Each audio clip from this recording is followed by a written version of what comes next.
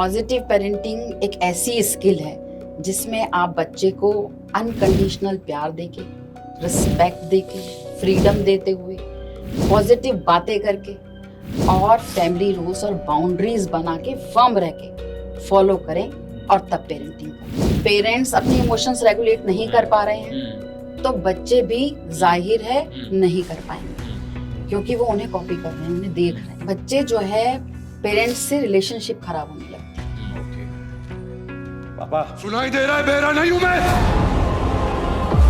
बच्चे पेरेंट्स से पीछे हटने। पेरेंट्स की अगर बच्चों से अच्छी रिलेशनशिप नहीं है तो वो आगे बहुत अच्छा नहीं कर पाएंगे। ये तो आजकल बहुत बड़ी प्रॉब्लम है और बच्चों की क्या, बड़ों की भी है। तो बच्चों को कॉन्फिडेंट बनाने के लिए आपको इन सारी चीजों का ध्यान देना होगा, तभी बच्चों का कॉन्फिडेंस बूस्ट होगा। Raise yourself before raising your child. Parenting पर ध्यान दें, बच्चों का साथ दें, इफेक्टिव कम्युनिकेशन और कनेक्शन बना के रखें, तभी आपके बच्चे जिंदगी में सफल होंगे और अच्छा कर पाएंगे।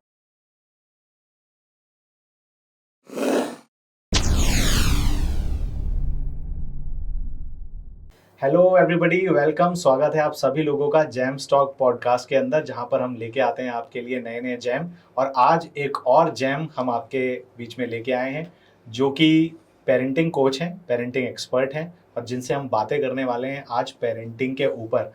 ये जानी जाती हैं माँ ऑन ड्यूटी के नाम से भी, और आज बहुत कुछ डिस्कस करेंगे पेरेंटिंग के बारे में। तो स्वागत करना चाहेंगे आप सभी के बीच में विभा शर्मा मैम का। तो मैम बहुत बहुत स्वागत है आपका हमारे पॉडकास्ट के अंदर। We are very happy to have you today. बहुत बहुत स्वागत है मैम आपका हमारे शो पर। Thank you Himanshu, thank you Samanshu for inviting me, और आपकी ऑडियंस को मेरा बहुत बहुत प्यार और आशीर्वाद।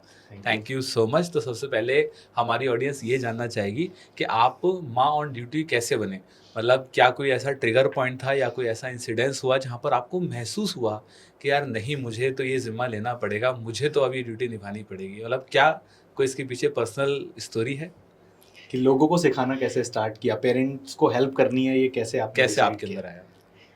तो आप ये सोचिए कि मेरी स्टोरी ऐसे शुरू होती है कि मेरे 3 बच्चे हैं। मेरी बड़ी बेटी मैकेनिकल इंजीनियर है और अब वो अपने हस्बैंड के साथ काम कर रही है, और छोटी बेटी मेरी लॉयर है और वो दिल्ली हाई कोर्ट में प्रैक्टिस कर रही है। बेटा मेरा लॉ कर रहा है बिजनेस मैनेजमेंट के साथ। मेरे तीनों बच्चे DPSR के पुरम से हैं और उनका वहाँ एडमिशन मेरिट बेसिस पर हुआ। तीनों बच्चे बहुत अच्छा परफॉर्म कर रहे हैं बचपन से, टचवुड। और धीरे धीरे मेरे रिलेटिव्स, मेरे फ्रेंड्स अपने बच्चों की प्रॉब्लम्स मेरे साथ शेयर करने लगे और मैं उनकी हेल्प करने लगी, और बाय गॉड्स ग्रेस बहुत अच्छे रिजल्ट्स भी आने लगे। और मुझे सबकी हेल्प करने में बहुत खुशी मिलने लगी। अब आजकल लॉ ऑफ अट्रैक्शन की बहुत बातें हो रही हैं, तो मेरे साथ भी कुछ ऐसा ही हुआ कि मेरे बेटे का एडमिशन हुआ और मेरी छोटी बेटी ने मुझसे ये पूछा, मम्मा आगे के क्या प्लान्स हैं? तो मैंने उससे कहा कि बेटा मैं ज़्यादा से ज़्यादा पेरेंट्स के साथ जुड़ना चाहती हूँ और अपनी पेरेंटिंग एक्सपीरियंस शेयर करना चाहती हूँ। अब आप ये सोचो कि ऐसा लगा मुझे जैसे पूरा यूनिवर्स मेरी बात सुन रहा था। और शाहरुख खान का वो डायलॉग है ना कि अगर कोई चीज़ तुम दिल से चाहो तो पूरी कायनात तुम्हें उससे मिलाने की साजिश में लग जाती है। सही बात है। तो सोशल मीडिया का मुझे ऐसा कोई आइडिया नहीं था, और धीरे धीरे यूट्यूब पर मेरे सामने चीज़ें आने लगी और मैं धीरे धीरे उनको सीखने लगी। तो बस फिर मैं 20 जून 2022 को मैंने अपनी ये जर्नी स्टार्ट की। और मुझे पेरेंट्स का बहुत प्यार मिलने लगा, बहुत पेरेंट्स मेरे साथ जुड़ने लगे, और बस ये जर्नी मेरी चल रही है और आगे मेरे अभी बहुत सारे प्लान्स हैं। तो क्या ऐसे मैम चैलेंज आपको दिखे पेरेंट्स की लाइफ के अंदर जो आपने ये डिसाइड किया कि मुझे इनकी हेल्प करनी है? बहुत सारे बिहेवियरल प्रॉब्लम्स भी आती हैं, एकेडमिक इश्यूज भी आते हैं, बहुत सारी चीज़ें होती हैं, और 7th 8th तक बच्चों को, पेरेंट्स को नहीं पता होता, कोई गाइडेंस तो है नहीं कहीं पर भी कि पेरेंट्स क्या करें। आप कहीं पे कोई भी चीज़ आप करते हैं कुछ ना कुछ देखते हैं, लेकिन पेरेंटिंग आप कहाँ से सीखते हैं? या तो आप अपने पेरेंट्स की जो पेरेंटिंग हुई है उसमें से कुछ निकाल लेते हैं, या आप आसपास इधर उधर देखकर उनको करना चाहते हैं, या आपको कोई चीज़ बहुत क्लिक हो गई। तो ये इश्यूज जो है बहुत हैं पेरेंट्स, मतलब अपने आप ही कर करके लोग सीखते रहते हैं। तो पेरेंट्स को इतनी सारी प्रॉब्लम्स आती हैं तो जब पेरेंट्स मुझसे जुड़ने लगे, नई नई प्रॉब्लम्स लेके आने लगे, और जैसे मैं कि? उनको जैसे कि कई बार पेरेंट्स को बिहेवियरल प्रॉब्लम्स हो रही हैं, बच्चे जिद्दी हो रहे हैं, ओके। बच्चे कहना नहीं मान रहे हैं, हम्म, बहुत सारे इश्यूज आते हैं डिफरेंट। और दूसरा क्या होता है कि पेरेंट्स अपनी बात किसी से कहना नहीं चाहते क्योंकि लोग जज करते हैं। अगर मतलब अपनी प्रॉब्लम शेयर नहीं करना शेयर चाहते। नहीं करना चाहते, अगर हम ये कहें कि मेरा बच्चा ये नहीं कर पा रहा है तो हाँ। आपको अरे मेरा तो करता है। हाँ। सही बात है। अच्छा, हाँ। तुम्हारा नहीं करता? हाँ। और चाहे बेशक उनका भी ना कर ना रहा करता हो। हो। हाँ, सही बात है। तो ये चीजें होती हैं, राइट। हाँ, तो शेयर नहीं करना चाहते खुल के लोग। खुल के शेयर नहीं करना चाहते। तो ओके। उन्हें कोई ऐसा आदमी चाहिए जो बिना जज किए उनकी हेल्प करे। क्या बात है, सही है। तो इसका सॉल्यूशन आप उनको फिर देते हो?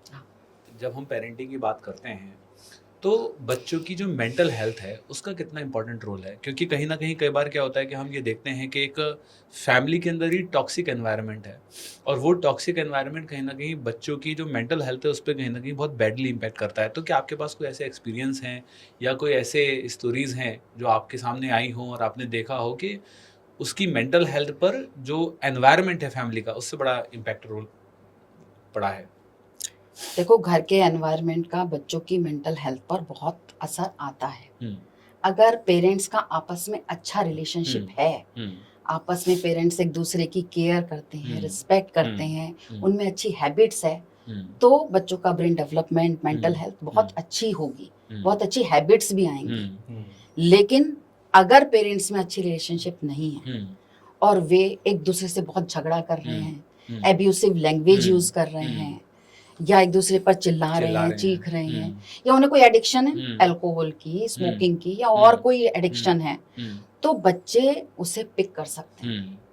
बच्चों की मेंटल हेल्थ पर बहुत बुरा असर आने वाला है। अच्छा, पेरेंट्स अपने इमोशंस रेगुलेट नहीं कर पा रहे हैं तो बच्चे भी जाहिर है नहीं कर पाएंगे, क्योंकि वो उन्हें कॉपी कर रहे हैं, उन्हें देख रहे हैं। इमोशंस रेगुलेट करने की जो आप बात कर रहे हैं, इसमें क्या क्या चीजें, जैसे कि? इमोशंस रेगुलेट करने का मतलब है कि जैसे आपको एंगर आ रहा है, आप गुस्से में हैं, तो आप कैसे रिएक्ट कर रहे हैं? आप उसे कामली रिएक्ट कर पा रहे हैं या फिर आप कुछ और ही कर रहे हैं, बस्ट हो जा रहे हैं? बस्ट हो जा रहे हैं। बहुत सारी चीजें हैं जो पेरेंट्स गुस्से में करते हैं। राइट। कई बार ये भी देखा गया है कि पेरेंट्स अपने गुस्से में बच्चों को बहुत एब्यूजिंग लैंग्वेज बोलते हैं।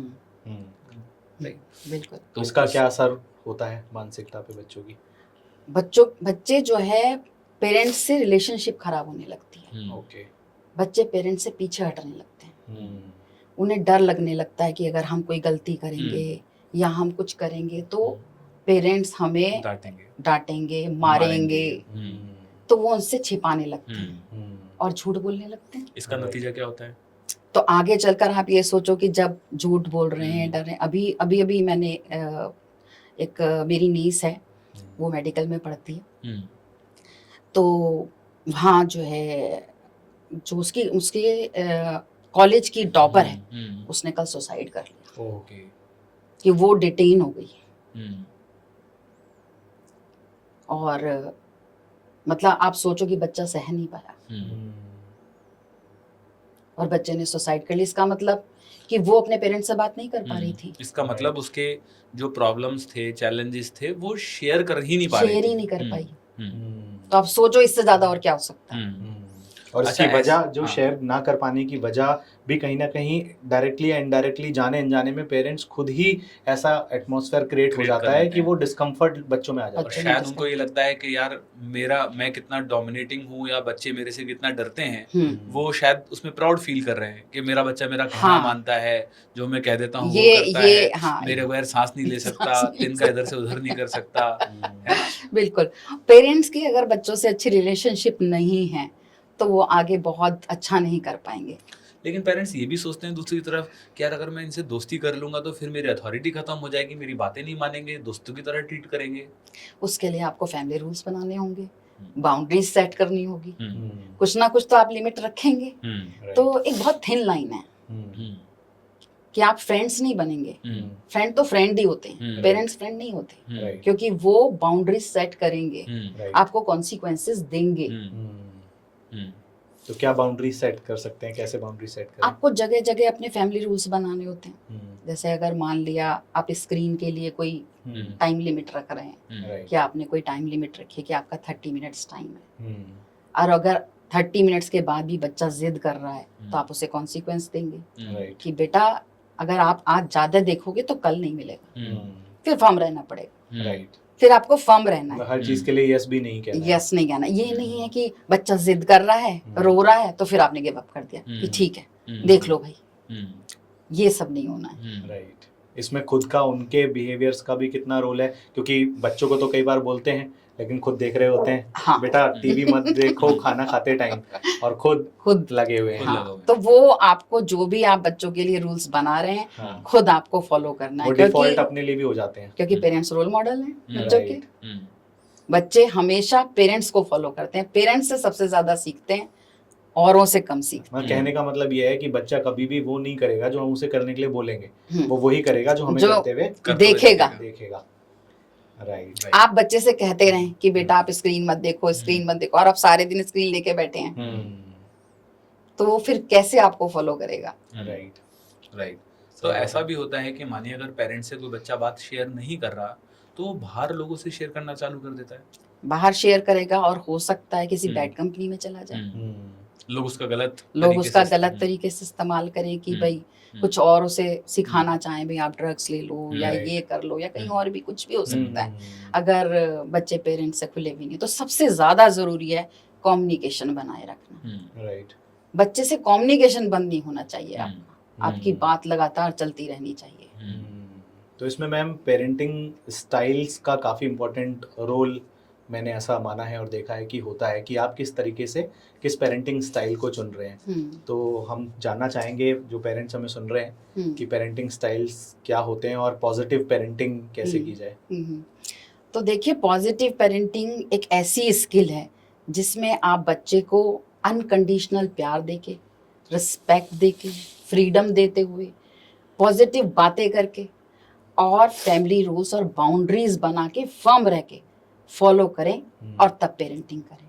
ओके, और ऐसे बच्चे रेज करें जिनसे पेरेंट्स का अच्छा रिलेशनशिप हो, तो बच्चे कॉन्फिडेंट भी बनेंगे, इंडिपेंडेंट भी होंगे, मेंटली स्ट्रांग भी हो जाएंगे, और आप सोचो कि हमारे देश को अच्छी युवा पीढ़ी भी मिल जाएगी। सही बात है। Right, true, right. तो घर के जैसे हम एनवायरनमेंट की बात कर रहे थे कि बच्चों के लिए घर का एनवायरनमेंट बेहद ही ज़्यादा ज़रूरी होता है। अगर मतलब पेरेंट्स का खुद का अच्छा रिलेशन होगा तो उसका इम्पैक्ट हमारे बच्चों के ऊपर भी कहीं ना कहीं पड़ता है, और अगर वो टॉक्सिक होगा तो उनका भी इम्पैक्ट कहीं ना कहीं बच्चों के ऊपर पड़ता है। तो घर के एनवायरनमेंट को और कैसे हम बढ़िया कर सकते हैं ताकि जो हमारे बच्चे हैं वो ज़्यादा लाइफ के अंदर अच्छा कर सकें और अच्छी मेंटल हेल्थ को कर सकें। तो व्हाट आर द टिप्स जो जिससे मेंटल हेल्थ मतलब घर का एनवायरनमेंट अच्छा हो सकता है? कुछ क्विक टिप्स अगर हम दे सकें, क्या क्या चीज़ें कर रहे हैं, छोटी चीज़ें या क्विक चीज़ें जिससे घर का एनवायरनमेंट आप अच्छा कर सकें और अच्छा माहौल वहाँ पर बना रहे? देखिए, पेरेंट्स को अपना एक दूसरे का ध्यान रखना चाहिए, एक दूसरे से केयरिंग करें, रिस्पेक्ट से बात करें, हेल्प करें अपनी एक दूसरे की, पॉजिटिव बातें करें। इन सब चीज़ों का इम्पैक्ट बच्चों पर बहुत अच्छा आएगा। अगर पेरेंट्स में अच्छी हैबिट्स हैं, जो भी हैबिट आप अपने बच्चे में डालना चाहते हैं, पहले खुद फॉलो करें, तभी आप पेरेंट्स जो है बच्चों में अच्छी हैबिट्स डेवलप कर पाएंगे। राइट, मतलब खुद के ऊपर कंट्रोल करना बहुत बहुत इम्पोर्टेंट है। ज़रूरी है। राइट, साथ में क्वालिटी टाइम स्पेंड करें, गेम्स कर सकते हैं, ये सारी चीज़ें कर सकते हैं। अच्छा, कई बार ये भी देखने को मिला है कि जो पेरेंट्स होते हैं ना वो हमेशा एक क्या बोलेंगे उसको, एक स्ट्रॉन्ग फेस दिखाने की कोशिश करते हैं बच्चों के सामने। तो लेट्स टेक एन एग्जांपल, कोई चैलेंज आया बिजनेस के अंदर या कैरियर के अंदर या कोई भी फाइनेंशियल क्राइसिस आए फैमिली के अंदर, तो अक्सर पेरेंट्स ये करते हैं कि बच्चों तक वो बात जाने नहीं देते। तो क्या बच्चों तक बात जानी चाहिए, बच्चों को शेयर करना चाहिए अपनी फैमिली सिचुएशंस को, क्राइसिस को या कोई प्रॉब्लम को? मतलब इस पे या आपका फिर क्या, दूर या दूर ही रहने रखना देना चाहिए, चाहिए बच्चों को बच्चों तक को? कुछ नहीं जाना चाहिए, बच्चों को दूर रखना चाहिए, बच्चों तक प्रॉब्लम नहीं जानी चाहिए, और खुद ही बहुत सारी प्रॉब्लम से गुजर रहे होते हैं लेकिन बच्चों तक कभी नहीं आने देते वो? इसमें ना एक एज लिमिट है कि जो छोटे बच्चे हैं, मतलब 12 इयर्स तक, उनको ना ही इन बातों में लगाया जाए तो बहुत अच्छा है, राइट, क्योंकि वो अभी प्रोसेस नहीं कर पाएंगे, वो अभी समझ ही नहीं पाएंगे फाइनेंशियल इश्यूज क्या हो रहे सही बात हैं है। या क्या प्रॉब्लम्स आ रही हैं, वो प्रोसेस नहीं कर सकते। लेकिन आफ्टर 12 और फाइनेंशियल तो कम से कम 15। बिल्कुल। 15 से पहले बच्चों से नहीं डिस्कस करना चाहिए, हम्म, और आफ्टर 15 आप बच्चे से डिस्कस कर सकते हैं। हम्म, और अगर जैसे कोई सिचुएशन, मैं ये मानती हूँ कि बच्चे मेंटली स्ट्रांग तब बनते हैं जब पेरेंट्स जो है मेंटली स्ट्रांग रहते हैं। बच्चे, पेरेंट्स अच्छे रिएक्शन देते हैं। कोई भी इशू आता है, मान लिया फॉर एग्जांपल कि आपको इनवाइट नहीं किया आपके फ्रेंड ने, हम्म, आप सैड हैं। राइट। अब एक तरीका तो यह है कि आप ब्लेम करें हम्म, कि उसने मुझे इनवाइट नहीं किया, मैं बहुत गुस्से में हूँ, बहुत दुखी हूँ। हम्म, या आप ये कहें कि अरे हो सकता है भूल गया होगा, राइट, मैं कल फोन करके बात कर लूंगा। राइट। तब अब बच्चे ने क्या सीखा कि कामली सिचुएशन को टैकल किया जा सकता है। इतना सैड होने की जरूरत नहीं है, या इतना गुस्सा होने की जरूरत नहीं है। कल को हो सकता है उसका फ्रेंड ना उसे इनवाइट करे बर्थडे पार्टी में, होता है बच्चों के साथ, हाँ, बहुत होता है। बिल्कुल। या ग्रुप में से एकदम बाहर निकल गए आप, हाँ, लेफ्ट आउट हो गए, है ना, कि भाई फ्रेंड्स ने छोड़ दिया आपको। सही बात है। तो ये सारी इमोशंस जो हैं वो तभी बच्चे रेगुलेट कर पाते हैं जब पेरेंट्स रेगुलेट कर रहे होते हैं, जो घर में काम एटमॉस्फेयर चलता है। और दूसरा, मुझे सबसे ज्यादा ये लगता है कि बच्चों को मेंटली स्ट्रांग करने के लिए आपको स्पोर्ट्स ज्वाइन कराना चाहिए बच्चों को, स्पोर्ट्स, क्योंकि उसमें इतनी सारी चीजें मिलती हैं। देखो, बच्चा रोज एक ही चीज की प्रैक्टिस करता है, उसमें पेशेंस आ जाता है। बच्चा हार जीत देखता है, हाँ, फेलियर हैंडल करना आता फेलियर है। हैंडल करना चाहता है। स्पोर्ट्स में स्पेसिफिकली फिजिकल स्पोर्ट्स, बिल्कुल। हाँ, बिल्कुल। और आजकल जैसे वीडियो गेम वाले स्पोर्ट्स नहीं, वो वो तो तो मैं virtual बिल्कुल भी वर्ल्ड, नहीं हाँ, कहती। राइट, और आप ये देखो कि सबसे खूबसूरत पार्ट क्या है स्पोर्ट्स का, हारने वाला जीतने वाले से हाथ मिलाता है, राइट, दोनों हाथ मिलाते हैं लास्ट में। राइट, राइट, अच्छा, दूसरा क्या है स्पोर्ट्स से, आप टीम वर्क, डिसिप्लिन, मेहनत, राइट, सब कुछ सीखते हैं। सही बात है। तो आप, बच्चा इतना मेंटली टफ हो जाता है स्पोर्ट्स खेल के कि वो डिफिकल्ट से डिफिकल्ट सिचुएशन को निकाल ले जाता है। राइट, मैं रिलेट कर पा रहा हूँ क्योंकि अभी मेरी बेटी ने स्केटिंग ज्वाइन की हुई है पिछले 2-3 महीने से, और मैं देखता हूँ कि वो कैसे टीम वर्क, गिरना सीखना, अप्रिशिएट करना कई बार नहीं भी कर पाती है। तो आई कैन कोरिलेट कि बिल्कुल। वहाँ से बहुत उसके अंदर चेंजेस आ रहे हैं। बिल्कुल। मेरे तीनों बच्चों ने बहुत स्पोर्ट्स खेला है। मेरा बेटा नेशनल लेवल पे लॉन टेनिस प्लेयर रहा है, और तो मतलब मैंने देखा है कि बच्चे कितने स्मूथली ले जाते हैं निकाल के। राइट। और बच्चे क्या, मैं तो बोलूंगा जो पेरेंट्स सुन रहे हैं वो भी अगर शौक रखते हैं स्पोर्ट्स का तो वो भी करें। मैं तो आज भी क्रिकेट खेलता हूँ, जब भी मुझे मौका लगता है, मुझे बहुत पसंद है खेलना। और the moment I am playing cricket, मेरी माइंडफुलनेस बहुत बढ़ती है, बहुत रिफ्रेशमेंट सा फील होता है, बहुत ज़्यादा जो इधर उधर की स्ट्रेस है वहाँ से आप हट पाते हो, एंड एनर्जी वापस से आपको मिलती है। बिल्कुल, स्ट्रेस बस्टर है, बहुत स्ट्रेस बस्टर है स्पोर्ट्स, तो इट्स वेरी वेरी इंपॉर्टेंट। अच्छा मैम, इसमें डिसिप्लिन हर कोई अपने बच्चों को रखना चाहता है कि बच्चों के अंदर एक डिसिप्लिन आए। तो आपने बताया स्पोर्ट्स से एक डिसिप्लिन बच्चों के अंदर आता है, लेकिन बहुत सारे लोग, ऐसा भी देखा गया है कि डिसिप्लिन करने के लिए बच्चों की पिटाई कुटाई भी कर देते हैं। हमारी भी होती थी जब हम छोटे थे, लेकिन आज की जनरेशन अलग है, चीज़ें बदल रही हैं। तो क्या पिटाई कुटाई करके बच्चों को डिसिप्लिन किया जा सकता है, और अगर नहीं तो फिर कैसे डिसिप्लिन करें? देखो, ये पेरेंटिंग का सबसे बड़ा मिथ है। ओके। और इसके लिए आज भी पेरेंट्स ये कहते हैं हमारी तो पिटाई होती थी, हम तो डिसिप्लिन है। पुराना टाइम अलग था, राइट। अब तो बहुत एक्सपोजर है बच्चों को। तो क्या होता है कि जब पेरेंट्स बच्चे को मारते हैं तो उस मोमेंट में, तो छोटे बच्चे स्पेशली, उस मोमेंट में बच्चे मान जाते हैं, और पेरेंट्स को विन विन पोजीशन फील होती है कि मैंने मारा और काम हो गया, तो वो और ज्यादा हिटिंग शुरू कर देते हैं। लेकिन इससे क्या होता है कि बच्चों को और भी ज्यादा फिजिकल और मेंटल प्रॉब्लम्स शुरू हो जाती हैं। बच्चे में एग्रेशन बढ़ता है, राइट। कुछ बच्चे डरे डरे रहने लगते हैं, कुछ बच्चे रिबेल कर देते हैं, जिद्दी हो जाते हैं, पेरेंट्स की बिल्कुल बात माननी बंद कर देते हैं, पेरेंट्स की और बच्चे की रिलेशनशिप खराब हो जाती है, पेरेंट्स से दूरी बना लेते हैं, उन्हें बात नहीं बताना चाहते, कोई गलती करके आते हैं तो छिपा लेते हैं, झूठ बोलना सीख जाते हैं कि फिर मार पड़ेगी, फिर मार पड़ेगी। तो ये कोई इफेक्टिव स्ट्रेटेजी तो नहीं है राइट, कि इससे पेरेंट्स या टीचर्स कोई पॉजिटिव बिहेवियर डेवलप कर पाते हो। बल्कि बच्चे फिर एंजाइटी और डिप्रेशन में भी जा सकते हैं मुझे जिनकी लगता है- बहुत ज्यादा पिटाई हो रही है। हाँ, मुझे लगता है जिनकी बातों में दम नहीं है, जिनको बात नहीं अच्छे से करनी आती, वही हाथों का इस्तेमाल करते हैं। इमोशंस कंट्रोल नहीं कर इमोशंस पाते कंट्रोल नहीं कर कि पाते। हमें गुस्सा आया। हाँ, अब आप ये सोचो, यूनाइटेड नेशंस ने भी ये हम्म। एडवोकेट किया है कि फिजिकल पनिशमेंट बच्चों को ना दी जाए, हम्म, और 65 कंट्रीज में फिजिकल पनिशमेंट को बैन किया गया है, हम्म, क्योंकि ये कोई स्ट्रेटेजी ही नहीं है। राइट आप बहुत दूर तक नहीं जा सकते, राइट, सही बात है। रियल ट्रांसफॉर्मेशन तो नहीं आ सकता नहीं आ भाई, सकता, किसी के अंदर उससे। सिर्फ एक डिस्टेंस डेवलप होगा। हम्म, तो क्या किया जाए अगर मानिए कोई बच्चा जिद कर रहा है, तो उसको कैसे टैकल किया जाए आपके हिसाब से?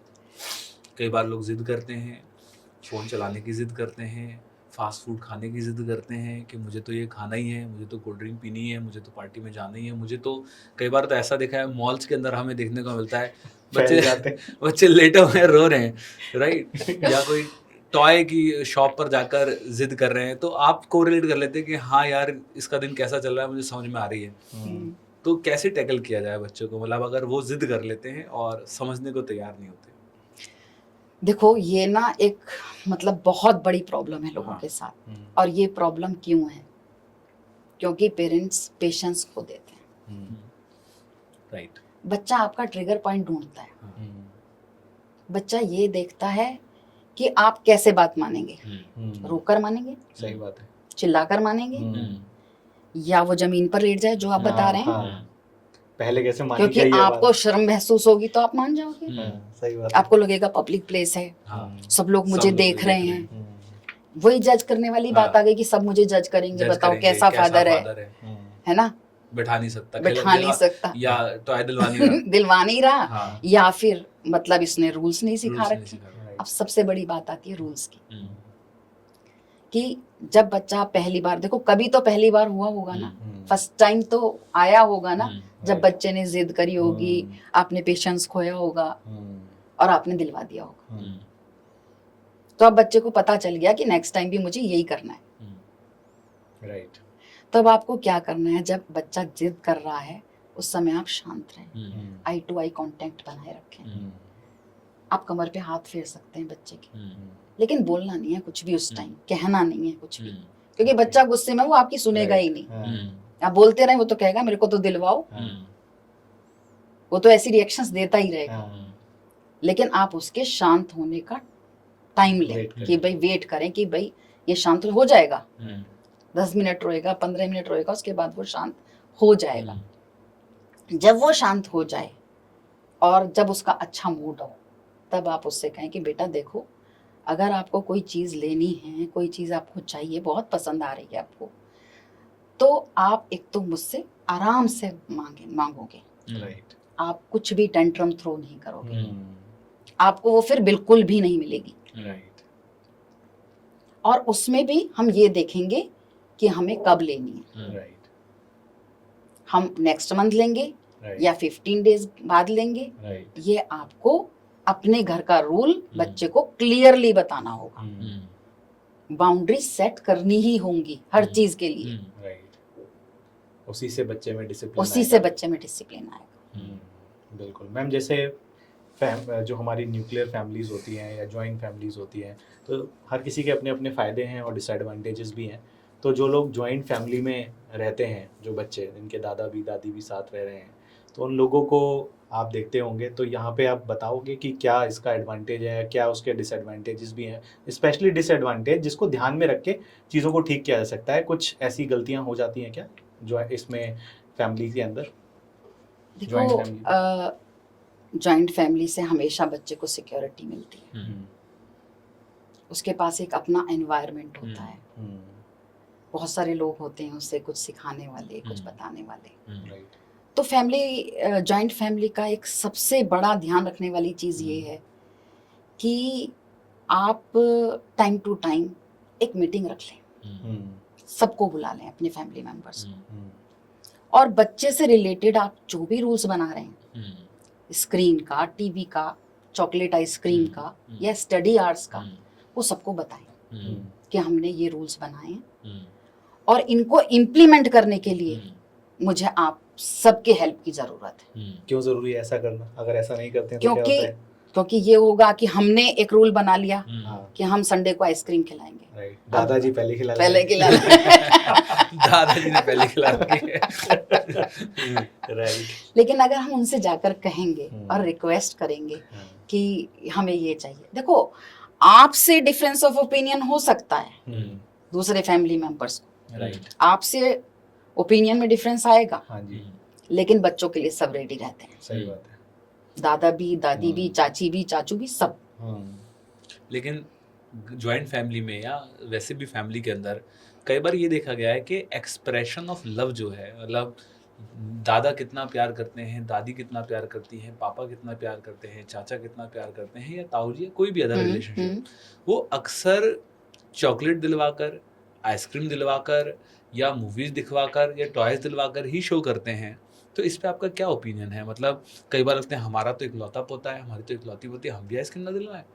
नहीं, ऐसा नहीं है। अगर आप अपने रूल्स बताएंगे तो हर, देखो दादी हैं, दादू हैं, हर आदमी ये चाहता है मेरा बच्चा बहुत अच्छा बने, सही बात, और बेटे से पोते पोती ज्यादा प्यार होते हैं, असल से सूद प्यार होता है, हमारे यहाँ बहुत राइट, इम्पोर्टेंट ये कहा जाता है। हाँ जी, हाँ जी, तो कोई भी नहीं चाहता कि बच्चा बिगड़े, हाँ, सब चाहते हैं बच्चे डिसिप्लिन हो, राइट, रिस्पेक्ट दें। राइट, जॉइंट फैमिली में सब लोग चाहते हैं, राइट, लेकिन जब हम उन्हें अपने साथ इन्वॉल्व करेंगे कि अब बच्चे के एग्जाम्स आ रहे हैं, अब बच्चे का प्रोजेक्ट है, और हमने सबको इन्वॉल्व कर लिया, सबको बता रहे हैं, राइट, तो धीरे धीरे क्या होगा कि सब लोग, अच्छा पहले आप ये कर सकते हैं कि अगर एक भी आदमी आपकी हेल्प करने आ जाता है तो आप उसे थैंक यू करें, उसे ग्रेटिट्यूड शो करें, बच्चा भी सीख जाएगा, और उसके बाद धीरे धीरे सब एक पेज पर आ जाएंगे।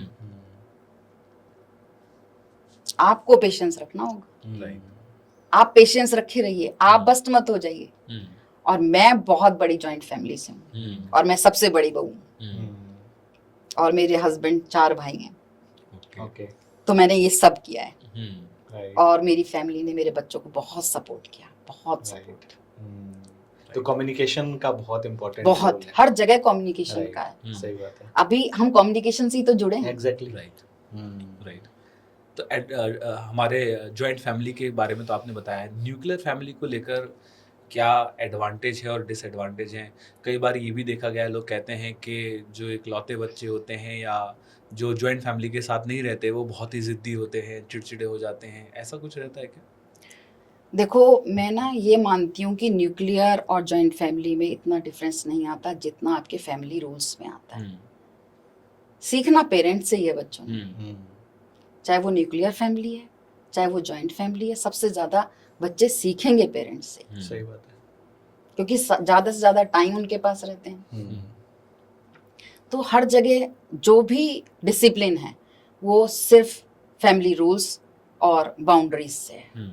राइट, जैसे हम लोग पापा मम्मी हमारे दूसरे सिटी में रहते हैं, जॉइंट फैमिली नहीं है, मैं जो देखता हूँ कि ऐसे पेरेंट्स जो न्यूक्लियर फैमिली में रहते हैं, हम लोग क्या करते हैं कि जो आपके आसपास के फ्रेंड्स हैं, वहाँ जब फ्रेंडशिप बच्चे की होती है तो उसको वहाँ से भी वो माहौल मिल जाता है, मुझे लगता है अड़ोस पड़ोस में जो फ्रेंड्स हैं, यहाँ पे जो फ्रेंड्स हैं और बाकी जो हमने अपने घर में रूल सेट किए हुए हैं, तो उससे भी वो माहौल मिल जाता है। राइट, तो इसमें मैम हर कोई चाहता है कि जो उसका बच्चा है वो कॉन्फिडेंट बने, तो कैसे अपने बच्चों के अंदर कॉन्फिडेंस को डेवलप किया जाए? स्कूल जो कर रहा है, कॉलेज जो कर रहा है, ये तो सब इंस्टीट्यूशंस करते ही हैं, लेकिन पेरेंट्स का भी कुछ रोल होता है कॉन्फिडेंस को बूस्ट करवाने में, बहुत ज़्यादा। तो कैसे किया जाए?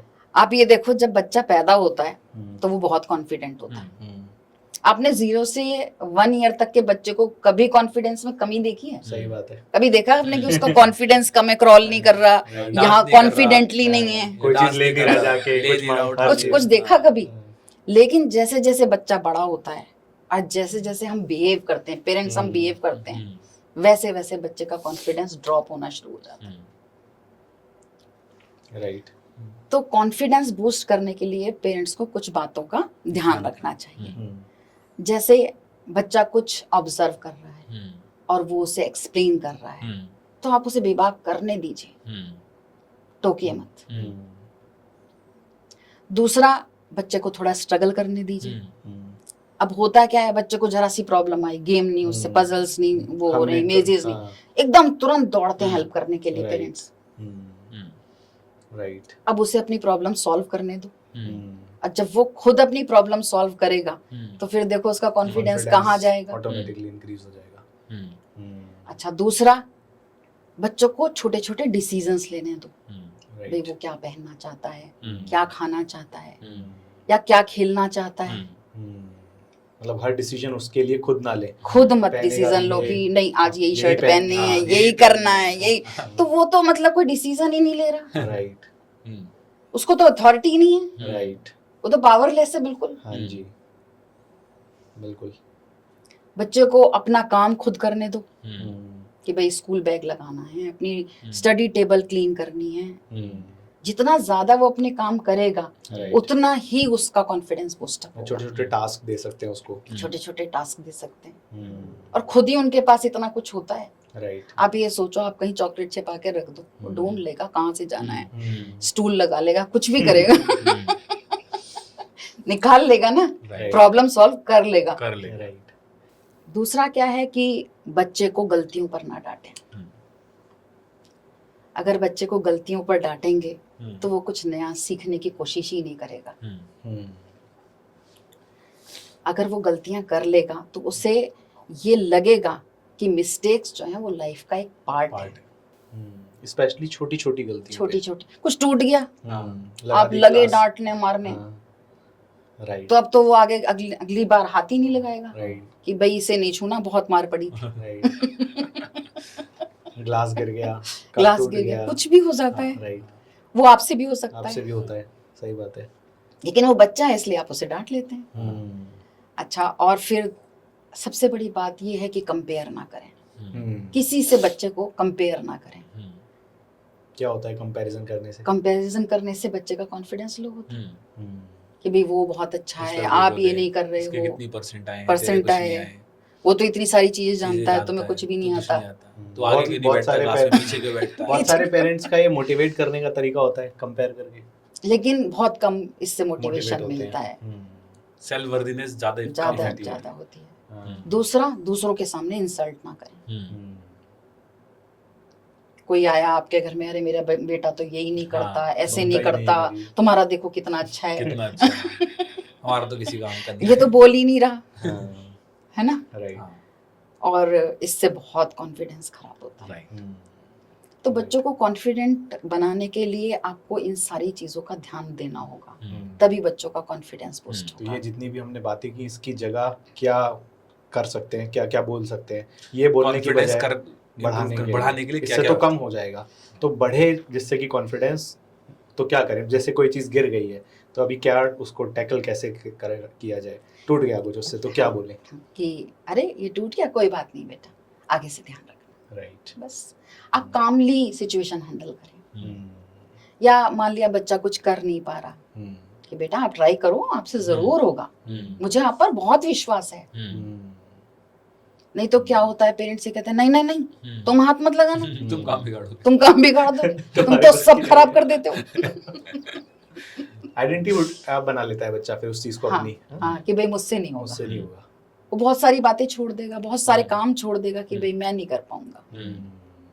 सही बात मेरे है। पेरेंट्स कह रहे हैं तो ऐसा होगा, उन्हें ज्यादा पता है कि भाई मैं नहीं कर पाता। बहुत सारे बच्चों को पब्लिक स्पीकिंग का भी फियर होता है, मतलब वो अकेला से रहते हैं, इंट्रोवर्ट रहते हैं, क्लास में स्टेज पे जाने में, क्लास में बुलाया जा रहा है तो वहाँ जाने में डरते हैं। तो कैसे पब्लिक स्पीकिंग के फियर को ओवरकम कराया जाए बच्चों के, और कैसे कॉन्फिडेंट पब्लिक स्पीकर बन सकते हैं बच्चे? देखो, स्टेज फियर का यही है कि एक तो पहले खूब घर में प्रैक्टिस कराएं, जो भी चीज आपने करवानी है उसकी प्रैक्टिस अच्छे से कराएं, अपने सामने खूब बुलवाएं। राइट। दूसरा ये है कि जब आपकी प्रैक्टिस हो जाए और स्टेज पर 1-2 दिन जाने से पहले पूरी फैमिली को बुलाकर प्रैक्टिस करा लें, तो 4-5 लोग हो जाएंगे आपके पास, उनके सामने आप प्रैक्टिस कराएं। फिर उसके बाद जब बच्चा ट्रेंड हो गया है, अब आप बच्चे से कहें कि बेटा सबको थोड़ा थोड़ा डर लगता है, मुझे भी डर लगता है, और जितने भी ग्रेट स्पीकर्स हुए हैं सबको डर लगता है, लेकिन वो इस डर को ओवरकम करके और तब स्टेज पर जाते हैं। राइट। और दूसरी बात कि बेटा आपको किस चीज से डर लगता है, क्या कारण क्या है आपके डर का, आपको ये डर लगता है कि आप कुछ भूल जाओगे, सही बात है। बेटा ऑडियंस को नहीं पता आप क्या बोलने वाले सही हो। बात है। हम्म, आप इसलिए बिल्कुल बिना टेंशन के मस्त होके स्टेज पर जाओ। राइट और ये बातें मेरे दादाजी ने मुझसे कही थी। राइट। मैंने देखा है अक्सर, मैं पब्लिक स्पीकिंग की वर्कशॉप जब करता हूँ तो मैं सिखाता भी हूँ कि डर के मेजरली 4 कारण होते हैं। पहला कारण है फियर ऑफ अनसर्टेनिटी, मैं भूल गया तो लोग हंसेंगे, लोग मजाक बनाएंगे, ये एक अनसर्टेनिटी है। दूसरा होता है लैक ऑफ प्रैक्टिस, तैयारी ना होना जो आपने बताया। तीसरा है लैक ऑफ नॉलेज, जो बोलने वाले हैं उसकी नॉलेज ही उनके पास में नहीं है। और चौथा होता है नेगेटिव सेल्फ टॉक, अपने अंदर ही एक नेगेटिव सेल्फ टॉक चल रही होती है लोगों की कि यार ये हो जाएगा, ऐसा हो जाएगा, वैसा हो जाएगा। तो ये जितनी भी चीजें आपने बताई हैं ये सभी इन सारी चीजों के ऊपर काम करेंगी। प्रैक्टिस होगी, अनसर्टेनिटी खत्म हो जाएगी, तैयारी होगी तो नॉलेज बढ़ जाएगी उनकी। तो मुझे लगता है ये बहुत effective दूसरा क्या है कि जब बच्चे छोटे होते हैं स्कूल्स में मास पार्टिसिपेशन होता है जी, तो उसमें बच्चों को एनकरेज करें पार्टिसिपेट करने। पार्टिसिपेट करें, मतलब वो 100% पार्टिसिपेशन होता है, उसमें सिलेक्शंस नहीं होते। राइट। तो पहले आप उसमें जाने दीजिए, क्योंकि कई बार ये होता है पेरेंट्स को लगता है कि अरे कौन तैयारी करेगा, कौन भेजे, अपना काम आसान करने के लिए तो वो उन्हें नहीं भेजते। राइट। फिर सिलेक्शंस की बारी आनी शुरू हो जाती है, सिलेक्शंस आती है तो फिर बच्चों के लिए थोड़ा और डिफिकल्ट हो जाता है। और ये सारी बातें मैं आपको इसीलिए बता रही हूँ क्योंकि मेरे बच्चों ने स्टोरी टेलिंग, डिबेट्स, डेक्लेमेशंस, इन सब में पार्टिसिपेट भी किया और हमेशा प्राइजेस भी लिए हैं। राइट। तो मैंने ये सब होते हुए देखा है। तो एक बच्चे की सफलता के अंदर खाली मार्क्स नहीं बल्कि ओवरऑल ओवरऑल पर्सनैलिटी चाहिए। कई बार लोग ये भी कहते हैं कि यार हमारा बच्चा तो करता ही नहीं पार्टिसिपेट, हम कहाँ से करें। आपको एनकरेज करना होगा, एनकरेज करना होगा, आपको एनकरेज करना होगा। क्योंकि और देखिए जिसमें भी कर रहा है चाहे उसमें करने दें। हाँ चाहे वो पेड़ ही बने, सही बात है। फैंसी ड्रेस में चाहे वो पेड़ ही बने, क्योंकि क्या होता है कोई फंक्शन हो रहा है तो उसमें बच्चे सेलेक्ट किए जाते हैं कि भाई आपको पेड़ बनना है, आपको नेताजी बनना है ना, या कुछ एनिमल्स होते हैं जो जंप करते रहते हैं, है ना, उन्हें कुछ बोलना नहीं होता, कॉस्ट्यूम पहनते हैं और बस घूमते हैं, राइट। है ना। तो आप पहले वहां से स्टार्ट कीजिए कि आपको बोलना नहीं है और आप 3-4 लोगों के साथ घूमेंगे, राइट। तो बच्चा धीरे धीरे करके बढ़ता है। सही बात है। कई बार ये भी देखा गया है बच्चों में ना आजकल बड़ा एडिक्शन हो गया है चीज़ों को लेकर ना, और स्पेशली फ़ोन के एडिक्शन की जब हम बात करते हैं तो कैसे कोई पेरेंट अपने बच्चे के फ़ोन के एडिक्शन को कम कर सकता है और हटा सकता है। ये तो आजकल बहुत बड़ी प्रॉब्लम है। और बच्चों की क्या, बड़ों की भी है, बड़ों की भी बहुत ज्यादा है। टेबल पर भी फोन है, रात को भी फोन है, सब लोग बैठे सुबह हैं उठे तो भी फोन तो है, भी फोन है, तो भी फोन है। अच्छा, WHO के अकॉर्डिंग 0 to 2 इयर्स के जो बच्चे हैं उनका स्क्रीन टाइम 0 है, होना चाहिए 0। हाँ, ओके। और 2 to 5 इयर्स के बच्चों के लिए 30 मिनट्स है। ओके, इससे ज्यादा नहीं। लेकिन हो क्या रहा है कि बच्चे कई कई घंटे रील्स और शॉर्ट्स देख रहे हैं और उससे बहुत प्रॉब्लम भी हो रही है। तो पेरेंट्स ने क्या करना है, पहले तो क्या है कि जब बच्चे मोबाइल देख रहे हैं तो उन्हें वो सिर्फ एंटरटेन हो रहे हैं, राइट। उन्हें एंजॉयमेंट का एक्सपीरियंस ही नहीं हो रहा। अगर आप ये देखो कि बॉयज जब क्रिकेट मैच देख रहे हैं तो वो ये देख रहे हैं कि उसने छक्का मारा, उसने ये करा, लेकिन जो एंजॉयमेंट आपको खुद छक्का मार के मिलती है, सही बात है, वो एंजॉयमेंट तो नहीं मिलती। एग्जैक्टली। तो पेरेंट्स ने करना क्या है कि बच्चों को ऐसी एक्टिविटीज करानी है जो मोबाइल से ज्यादा खुशी दे। मोबाइल का मैं कल एक कहीं पढ़ रहा था कि शॉर्ट्स जब बच्चे देखते हैं तो इतना क्विक डोपामाइन उनके माइंड में रिलीज होता है कि मतलब it is very harmful for them. वो लगातार छोटे छोटे वीडियो देखे जा रहे हैं और बिल्कुल ब्रेन उनका जो है मेमोरी लॉस हो रहा है, मेमोरी, कंसंट्रेशन, फोकस सब की बैंड बजा रहा है वो। ब्रेन डेवलपमेंट तो मतलब पता नहीं कहाँ जा रहा है। तो आप क्या कर सकते हैं कि एक तो आप घर के कामों में इन्वॉल्व कीजिए, बच्चों को कुकिंग में लगा सकते हैं, गार्डनिंग में लगा सकते हैं।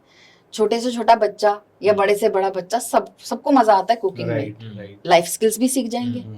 अच्छा, दूसरा आप कोई हॉबी क्लास ज्वाइन करा दें, राइट। कोई पेंटिंग, म्यूजिक, डांस है या स्पोर्ट्स, राइट।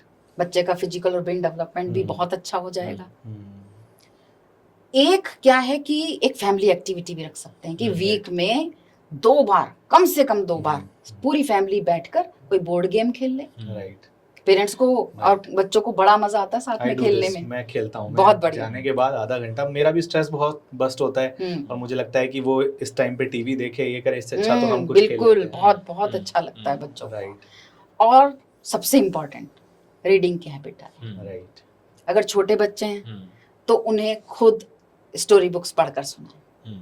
राइट बहुत सारी स्टोरी बुक्स आती हैं, पंचतंत्र है, अकबर बीरबल है, बहुत सारी हैं। जी और अगर बड़े बच्चे हैं तो उन्हें बायोग्राफीज दे दें उनके रोल मॉडल्स की, या उनके कोई पसंदीदा फील्ड का जो भी है, साइंस फिक्शन या जो भी चीजें पढ़ना चाहते हैं, तो रीडिंग की हैबिट रीडिंग जरूर से डालें। बच्चों की कंसंट्रेशन अच्छी और होगी focus बढ़ता और इमेजिनेशन बढ़ती है, लैंग्वेज डेवलपमेंट अच्छा होता है। रीडिंग के तो बहुत सारे बेनिफिट्स हैं और स्क्रीन टाइम तो कम होगा ही होगा। अच्छा, और स्क्रीन टाइम को लिमिट कर दें, राइट फर्म रहें एकदम कि बच्चों भाई का इतना है तो इतना ही है। मैं एक वीडियो देख रहा था अभी, वहाँ पर एक पिताजी और माताजी दोनों ही थे, वो किताब पढ़ रहे थे, तो बच्चा खेल रहा था तो वो भी आके उठा के वो करने लगा, फिर वो फोन देखने लगे तो वो भी वही देखने लगा। तो मतलब ये समझ आया कि अगर आप चाहते हैं कि आपका बच्चा भी किताब पढ़े तो आप उसके सामने बैठ के खुद भी अगर रीडिंग करेंगे तो वो उसके ऊपर इम्पैक्ट डालेगी और वो भी उस चीज को डुप्लीकेट करेगा, रेप्लिकेट करेगा। बिल्कुल, लेकिन हम ये तो चाहते हैं कि बच्चा तो रीडिंग करे और हम हाँ। फोन में मजे लेते हैं। हम फोन चलाते हैं। बुक शॉप्स पर लेकर जाइए, Right. लाइब्रेरीज में लेके जाइए, राइट है ना। और खुद में भी कुछ हैबिट्स डेवलप खुद करनी हैबिट्स पड़ेगी। डेवलप, वो है ना, raise yourself before raising your child. सही बात है। इसका फायदा बहुत मिलता है बच्चों को बहुत लॉन्ग फायदा टर्म में। बहुत बहुत। मेरे घर में लाइब्रेरी है बच्चों की, राइट तो सबकी अपनी अपनी पसंद की बुक्स रखी हैं। राइट। अच्छा, एक चीज़ और हम चाहते हैं कि हमारी ऑडियंस जाने, और कई पेरेंट्स आई थिंक शायद इससे गो थ्रू कर रहे होंगे, राइट। आजकल क्या है कि बहुत अर्ली एजेस के अंदर ही छोटे छोटे बच्चे लाइक 10th क्लास के अंदर हैं, 12 13 15 साल की एज है, और बहुत कम उम्र के अंदर ही आज रिलेशनशिप में आ जा रहे हैं। तो ये एक बहुत मेजर कंसर्न है पेरेंट का, और कई बार उसमें ये लगता है कि अगर हम इनको डांटेंगे या इनको मना करेंगे तो हो सकता है ये हमसे ही बात करना बंद कर दे। और अभी तो रिसेंटली न्यूज़ में भी ये देखा गया कि एक 15 साल की लड़की, मतलब हरिद्वार की ये न्यूज़ है, अभी इसी महीने की बात है, 15 साल की लड़की, उसने अपने फादर और अपने ब्रदर को जान से मार दिया सिर्फ इसलिए क्योंकि वो उसको उसके बॉयफ्रेंड से बात करने से मना करते थे।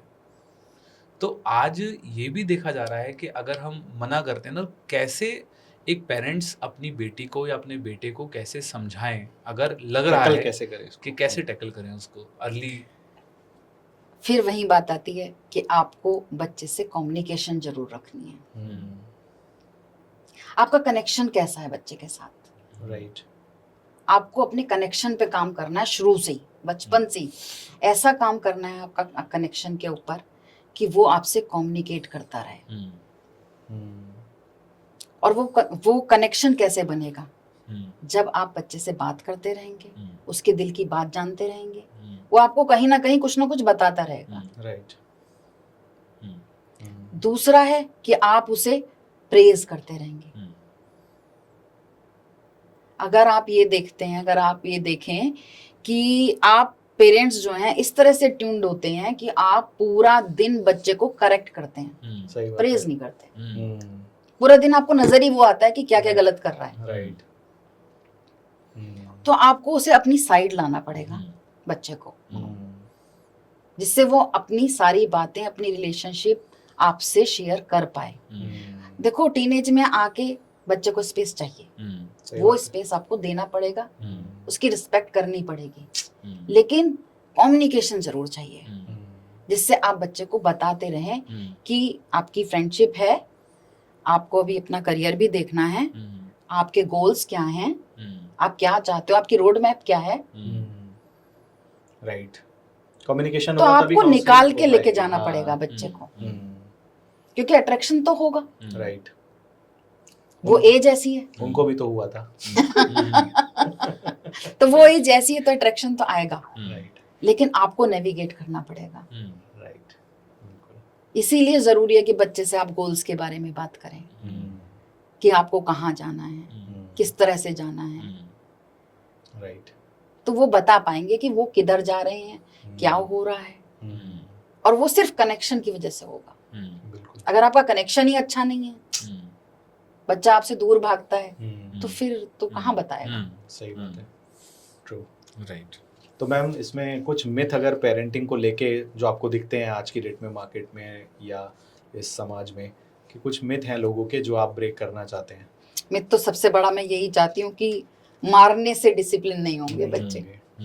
और इस पर मतलब मेरे साथ भी सोशल मीडिया पे बहुत पेरेंट्स का ये रहता है कि हमारी तो बहुत पिटाई हुई थी और हम तो बहुत डिसिप्लिन है, हम भी करेंगे। हम भी करेंगे, हम पिटे तो हम पीटेंगे। हम भी पीटेंगे। पहले तो बहुत ही पिटाई होती थी। हाँ, ऐसी जिद को लेकर है राइट। कि बच्चे जिद कर रहे हैं और नहीं उन्हें मनाया जा सकता, इसलिए नहीं, उनकी मार, उनको मार तो मार- पड़ेगी पड़ेगी पड़ेगी। पड़ेगी, क्या करें, क्या करें, हम नहीं। चाहते थोड़ी है मारना, लेकिन ये जिद भी तो इतनी करता है, हाँ। क्या करा जाए। हाँ, तो उसमें ना पेरेंट्स जो है, पेरेंट्स से मैं यही कहना चाहूंगी कि अपने इमोशंस को रेगुलेट करें, पेशेंस रखें, कहीं का गुस्सा बच्चों पे ना निकालें। कहीं का गुस्सा बच्चों पर ना निकालें। आपको फाइनेंशियल इश्यूज चल रहा है, हाँ। आपका ऑफिस में आज बॉस से ले झगड़ा दे हो के गया, बच्चा ही रहता है बेचारा सारे। सब कुछ आपका बच्चे पर उतर जाता है राइट। सही बात है। और बच्चे को समझ में भी नहीं आता कि हुआ क्या था, राइट। अच्छा, है ना? इसमें उनको तो पता ही नहीं। हाँ, पता ही नहीं। क्योंकि एक्सट्रीम चल रहा है ना। राइट। आज पापा खुश हैं हाँ, तो आज सारी गलतियां माफ हैं, राइट। आज पापा गुस्से में हैं तो आज तो एक भी गलती नहीं हो सकती। सही बात है, बिल्कुल। मैं आप कुछ क्विक क्वेश्चंस हैं, रैपिड फायर बोल लीजिए या क्विक क्वेश्चंस बोल लीजिए, इसके छोटे छोटे आंसर्स हमारी ऑडियंस चाहेगी। तो शुरुआत करते हैं, मैं शुरू करता हूँ, फिर हिमांशु जी पूछेंगे। सो पहला सवाल है, what is that must have quality of a parent, जो कि एक पेरेंट के अंदर होनी चाहिए क्वालिटी आपके अकॉर्डिंग, कि ये क्वालिटी तो होनी चाहिए हर पेरेंट में। हालांकि हर पेरेंट्स के अंदर वो प्यार अफेक्शन होता ही है, बट फिर भी एक एक्स्ट्रा एडिशनल क्वालिटी जो आपको लगती है, ये क्वालिटी। फॉरगिवनेस, माफ कर देना माफ चाहिए। कर दे, हाँ, ये बहुत बहुत जरूरी है। बिल्कुल। दूसरा है ma'am, biggest blunder a parent must never do, सबसे बड़ा ऐसा क्या गलती या ब्लंडर है जिसका इम्पैक्ट बहुत खराब पड़ता है बच्चों पे, जो बिल्कुल भी नहीं करना चाहिए आपके इंसल्ट, इंसल्ट। ओके, किसी के भी सामने किसी के इंसल्ट भी सामने बच्चे की इंसल्ट नहीं होनी चाहिए। बिल्कुल नहीं होनी चाहिए। अकेले में आप अलग अकेले से? में बात करिए, प्राइवेटली, लेकिन दूसरों के सामने नहीं, दूसरों के सामने, बल्कि फैमिली मेंबर्स के अगर एक्सटेंडेड फैमिली उसके सामने भी नहीं, सामने भी नहीं। क्योंकि वो फिर टैबू बन जाएगा पूरे में कि भाई ये ऐसा है, सब लोग कहने लगेंगे। पहले तो हम ये देखते थे कि फील्ड से पिटता हुआ आ रहा है, सड़क से जहाँ खेल रहा है वहीं से पिटता हुआ आ रहा है, और घर तक वो पूरे मोहल्ले के अंदर पिटता हुआ आ रहा है। तो पहले तो ऐसा भी देखा नहीं, आप उसका इम्पैक्ट भी देखो, अगले 2 दिन तक फिर बच्चा उस गली से निकलना नहीं चाहता था। लेकिन आप ये बताइए कि वो बच्चे आज क्या पेरेंट्स से बात कर पाते हैं, सारी बात बता देते हैं। जो आज आपकी रिलेशनशिप है बच्चे से, अभी आपका कितना 2 साल का बच्चा है ना, आपकी आज उससे रिलेशनशिप ज्यादा अच्छी होगी, राइट, वो आपको सारी बात बता देती होगी। लेकिन बड़े बच्चे होके जो इस तरह से बिहेवियर हो जाता है, वो तो पेरेंट्स से बस पाँव छुए बताया, उन्हें पूरी बात नहीं बताते राइट, कि आप बहुत सारी बातें बता रहे हैं कि ये चल रहा है मेरी लाइफ में। राइट। तो एक टाइम था कि पेरेंटिंग हो जाती थी, तो आज की डेट में भी बच्चे पल ही जाएंगे या पेरेंटिंग सीखनी इंपॉर्टेंट है आपके अकॉर्डिंग? नहीं, सीखनी जरूरी है। तो कैसे सीख सकते हैं पेरेंटिंग? बस वही है कि आप या तो कोर्सेज कीजिए, बुक्स पढ़िए, और आजकल तो सोशल मीडिया पर बहुत कुछ है। तो कोई बुक आप रिकमेंड करना चाहेंगे जो पढ़ सकते हैं? एक तो मुझे वो बहुत अच्छी लगती है, peaceful parents happy kids. Okay, peaceful parents happy kids by doctor Laura. Okay, right. और एक है raising good humans. Okay, raising good humans. हाँ, भाई तो मुझे अभी याद नहीं है, डिस्क्रिप्शन में डाल देंगे, सर्च हाँ, करके हाँ, हाँ, लोग ले सकते हैं। वो भी बहुत अच्छी बुक है। Right, amazing. और एक है नो ड्रामा डिसिप्लिन, अच्छा, by Daniel. Okay, no drama discipline. Okay, तो इसमें क्योंकि ड्रामा होता रहता है ना, हाँ, डिसिप्लिन करते नहीं है। राइट। तो बुक्स को पढ़ने से बहुत सारी वेज, स्ट्रेटजीज, तरीके बहुत पता लग जाते हैं, काम हो जाते हैं, और उन चीजों आप एक बात बताओ, आपको खाना बनाना नहीं आता, आपको एक सब्जी बनानी नहीं आती, आप रेसिपी सर्च करते हो ना, YouTube किसी पे से तो देखते पूछते हैं, हो, सही बात है, मदर से पूछते हो, Right. वाइफ से पूछते हो, ये कैसे बनेगा, राइट। तभी बच्चा, बनाते और हो। बच्चा कैसे बनेगा ये किसी से ये नहीं कोई पूछते। नहीं पूछता। इसमें इंसल्ट हो जाती है। इसमें इंसल्ट होती है। हाँ। हाँ, ये कि भी पूछना ये भी नहीं। कोई सीखने की चीज। हाँ, ये तो सबको आ जाती है। सबको आ जाती है। Right. राइट। अच्छा, इसमें आपका ओपिनियन चाहिए। What is the right age of becoming parent? कई बार लोग ऐसा बोलते हैं कि नहीं, जल्दी बच्चा कर लो, जल्दी बच्चा कर लोगे तो जब बच्चा शादी लायक होगा तो तुम ज़्यादा बूढ़े नहीं होगे। इस तरीके की लोग बात करते हैं। तो क्या कोई राइट एज है या कोई क्राइटेरिया है? कैसे डिसाइड करें कि कब पेरेंट बनना चाहिए? देखो, ये तो प्राइवेटली एकदम आपका इंडिपेंडेंट इशू है कि आप तैयार हैं या नहीं हैं। अब बच्चा आपको पालना है, उसके लिए आप फाइनेंशियली तैयार हैं, फाइनेंशियली तैयार हैं कि नहीं? राइट। मेंटली तैयार हैं। एज से डिसाइड नहीं होता। एज से डिसाइड नहीं होता। हाँ। आप पीसफुल हैं, आप हाँ। रेडी हैं, हाँ, क्योंकि बहुत सारे फैक्टर्स हैं। हाँ। बच्चा पालने के लिए बहुत सारी चीजें चाहिए, राइट। तो उसे आप ऐसे एनवायरनमेंट में लाएंगे जब आप उसे दे सकें कुछ। आप खुद ही पीस में नहीं है, सही बात है। आप खुद ही सेटल नहीं है और बच्चा आ गया है, तो फिर तो टेंशन और बढ़ गई है ना। राइट। बच्चे कितने अच्छे आपके हिसाब से? लोगों के अलग अलग थॉट प्रोसेस होते हैं इस पे हाँ। कि हमारे तो 5 भाई बहन थे, 6 भाई बहन थे, हम्म, और कुछ और लोग कोई- आज बस एक ही ठीक है, एक ही ठीक है, या से कोई होना तो चाहिए बात करने को, तो दो तो होने ही चाहिए। दो तो According होने to you. चाहिए, अकॉर्डिंग टू यू, आपके हिसाब से? ये भी मैं इंडिपेंडेंट डिसीजन मानती हूँ कि जो जैसे तैयार है Right. उसे वैसे करना चाहिए। हम्म, अगर उसे 2 चाहिए तो वो 2 के लिए सेटल है, हम्म, उसके पास सारी तैयारी है 2 की, तो वो 2 करे। Right. नहीं है तो 1 भी ठीक है, राइट। राइट। लेकिन आपका मेंटल पीस चाहिए। अगर आपका मेंटल पीस है तभी तो आप बच्चे को अच्छे से रेज कर सही बात पाएंगे। है। आप एक जीवन ला रहे हैं। ट्रू। तो अपने अकॉर्डिंग डिसाइड कर लें। जी जी। Right. So this was all, I think. Thank you so much. इतना कुछ आपने गाइड किया आज, बहुत कुछ इंसाइट ऑडियंस को मिली होगी। लास्ट में हमारे शो के लिए कुछ बोलना चाहेंगे और final message for our audience? बस मैं ऑडियंस से यही कहूँगी कि पेरेंटिंग पर ध्यान दें, बच्चों का साथ दें, इफ़ेक्टिव कम्युनिकेशन और कनेक्शन बना के रखें, तभी आपके बच्चे ज़िंदगी में सफल होंगे और अच्छा कर पाएंगे। और हिमांशु और सुमांशु, आप लोगों के लिए बहुत बहुत शुभकामनाएं। आप दोनों बहुत अच्छा काम कर रहे हैं, थैंक यू। बहुत आगे बढ़ें और इसी तरह से आप दोनों का प्यार बना रहे थैंक यू। और खूब देश में नाम रोशन करें। Thank you. Thank you so much. बहुत बहुत शुक्रिया। Thank you ma'am. बहुत बहुत शुक्रिया आने के लिए। Thank you. Thank you.